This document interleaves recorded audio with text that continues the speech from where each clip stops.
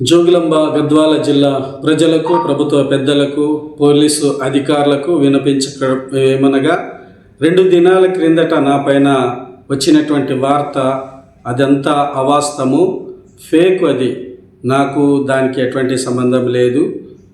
కానీ మరి ఎంఆర్పిఎస్ జిల్లా ఉపాధ్యక్షుడైనటువంటి రాము అలియాసు కన్నా గోన్పాడు ఆయన నా పైన ఈ విధంగా చెడ్డగా ఆయన మాట్లాడుతూ నన్ను బదలాం చేయాలని, నా సేవను ఆటంకం చేయాలని ఉద్దేశంతో ఆయన చేస్తూ ఉంటున్నాడు.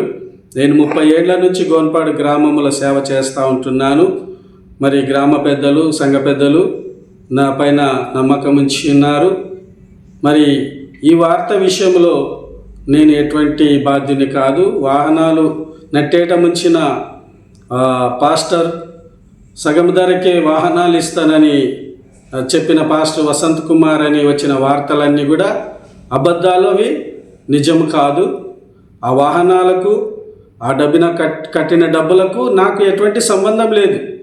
నేను దానికి బాధ్యుని కాను.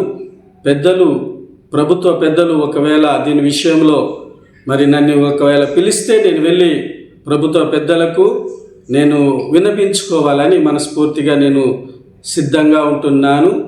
ఈ విషయంలో మరి మీడియా వారు కూడా నా పైన చెడ్డగా ప్రచురించినందుకు మరి ప్రభుత్వ పరంగా మరి వారిపైన చర్యలు తీసుకోవాలని నేను ఇష్టపడతా ఉంటున్నాను. ఈ విషయంలో ఏమాత్రం కూడా మరి వెనుకంజ వేయను. తప్పకుండా నన్ను సహకరించాలని పెద్దలను కోరుతూ ఉంటున్నాను. ఇట్లు పాస్టర్ వసంత్ కుమార్, గోన్పాడు, గద్వాల జిల్లా.